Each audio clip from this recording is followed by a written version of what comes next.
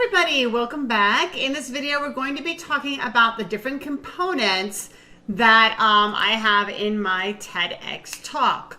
So let me just start off by saying that writing a TEDx talk for me seemed incredibly daunting. So once I got over being excited about being accepted, then I was like, oh my God, how am I supposed to write this? What's supposed to happen? What's a good TEDx talk look like? I don't know, okay? I had a clear purpose for my talk.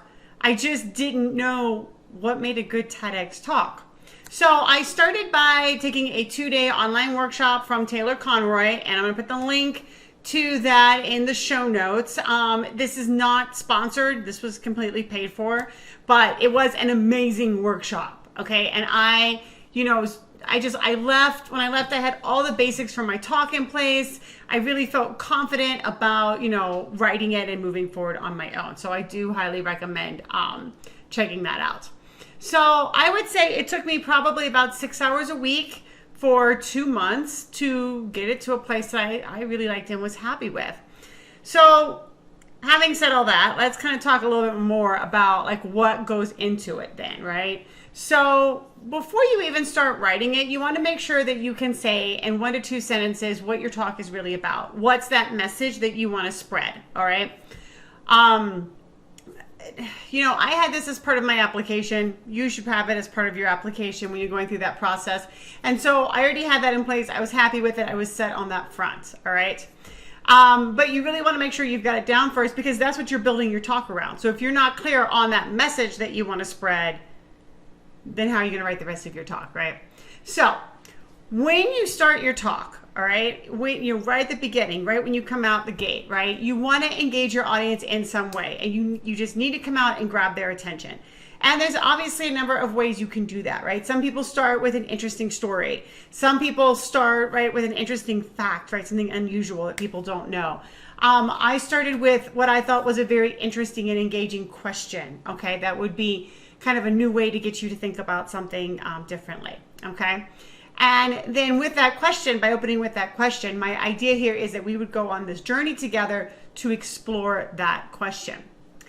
And so from there, right, I divided my talk up into different components. So my opener is just really, if you think of that as a component, it's really just one sentence. And then after my opener, I shared 2 stories from my life that connected to the question, but helped you, right, as an audience member, understand that question a little bit better and on a personal level. So you would know kind of personally, what's my connection to this question? Why does it mean so much to me? Okay. And I really wanted to take the audience on a journey that show them the complexities of the question, right, that I posed at the start. And I do that with those 2 stories. So with those stories, you get to see some funny things, you get some sad moments, right? You really start to get a sense of the importance of the talk. And then from there, after I've gone through these 2 stories and sort of, opened up, made it a little personal, now I get bigger and I shift into some research that gets the audience deeper into the issue. So I share 2 personal stories, right? But then what does this issue look like on a much larger scale, right? Beyond the personal. How long has this issue been in place? Why haven't we made adequate progress in solving it? Those are the things that I take up in that next section, right? But now we're kind of backing up and getting this big picture look, all right? Where before, when we started, we zoomed in. Now we're backing up. Then, once I'm done with that, talking about that big picture, I shift into talking about my own research. What have I done to try to address this problem that I'm discussing? How has my work moved things forward, hopefully, okay? And so after I go through my own research, then I shift my audience's attention to helping them see, well, what's something that they can do that might help to move towards solving this problem? So it moves from being, it starts off very small. How is this issue personal to me? What's my personal connection to it?